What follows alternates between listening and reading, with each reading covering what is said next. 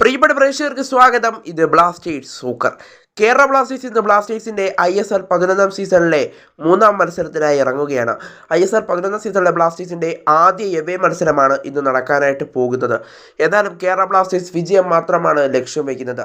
എന്തായാലും ബ്ലാസ്റ്റേഴ്സ് ആരാധകർ ഇപ്പോൾ ഉറ്റുനോക്കുന്നത് ക്യാപ്റ്റൻ അഡ്രിയാൻ ലൂണ ഇന്നത്തെ മത്സരത്തിൽ ബ്ലാസ്റ്റേഴ്സിനെ നയിക്കാനായി ഉണ്ടാകുമോ എന്നുള്ളതാണ്. എന്നാൽ ലൂണ കളിക്കാനുള്ള സാധ്യതകൾ വളരെ കുറവാണെന്ന് വേണം ഇപ്പോൾ മനസ്സിലാക്കാനായിട്ട്. എന്തായാലും കൂടുതൽ അപ്ഡേറ്റിലേക്ക് കടക്കും മുമ്പ് നമ്മുടെ ചാനൽ ഇതുവരെ നിങ്ങൾ സബ്സ്ക്രൈബ് ചെയ്തിട്ടില്ലെങ്കിൽ കൂടുതൽ ബ്ലാസ്റ്റേഴ്സ് അപ്ഡേറ്റ്സിനും ISL അപ്ഡേറ്റ്സിനുമായി മറക്കാതെ നമ്മുടെ ചാനൽ സബ്സ്ക്രൈബ് ചെയ്തേക്കുക. അപ്പോൾ നമുക്ക് നേരെ വീഡിയോയോട് തന്നെ കടക്കാം. കേരള ബ്ലാസ്റ്റേഴ്സിൻ്റെ ഒരു സാധ്യത ഇലവനാണ് നമ്മൾ ഈ വീഡിയോയിൽ പരിശോധിക്കാനായിട്ട് പോകുന്നത്. അപ്പോൾ നമുക്ക് നേരെ ലൈനപ്പിലേക്ക് കടക്കാം. എന്നാലും ബ്ലാസ്റ്റേഴ്സിൻ്റെ ഗോൾ കീപ്പറായി ഈ മത്സരത്തിലും സച്ചിൻ സുരേഷ് തന്നെയായിരിക്കും ഇറങ്ങുക. 4-3-3 ഫോർമേഷനായിരിക്കും ബ്ലാസ്റ്റേഴ്സ് ഈ മത്സരത്തിലും ഉപയോഗിക്കുക.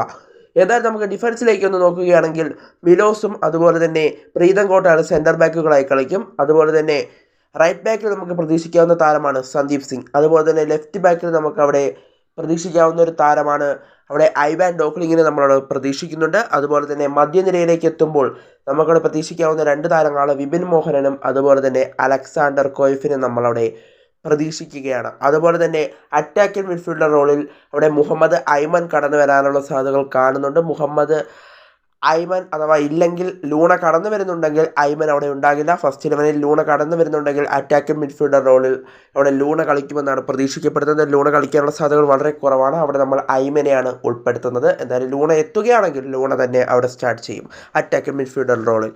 എന്തായാലും ഇനി രണ്ട് വിങ്ങേഴ്സായി കളിക്കുക രാഹുൽ KPയും അതുപോലെ തന്നെ നോവ സദോയുമായിരിക്കും. അതുപോലെ തന്നെ മുന്നേറ്റ നിരയിൽ ഗോൾ അടിച്ചു കൂട്ടാനായി ജീസസ് സ്റ്റീവൻസും ഉണ്ടാകുമെന്നുള്ളതാണ് ഇപ്പോൾ പ്രതീക്ഷിക്കപ്പെടുന്നത്.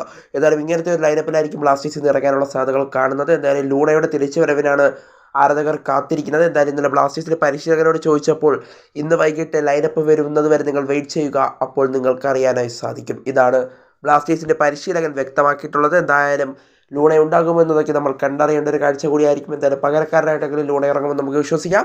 എന്തായാലും ബ്ലാസ്റ്റേഴ്സിൻ്റെ ഒരു സാധ്യത നിലവനാണ് നമ്മളിപ്പോൾ ഇവിടെ പറഞ്ഞിട്ടുള്ളത്. എന്തായാലും കൂടുതൽ അപ്ഡേറ്റുമായി വീണ്ടും വരാം.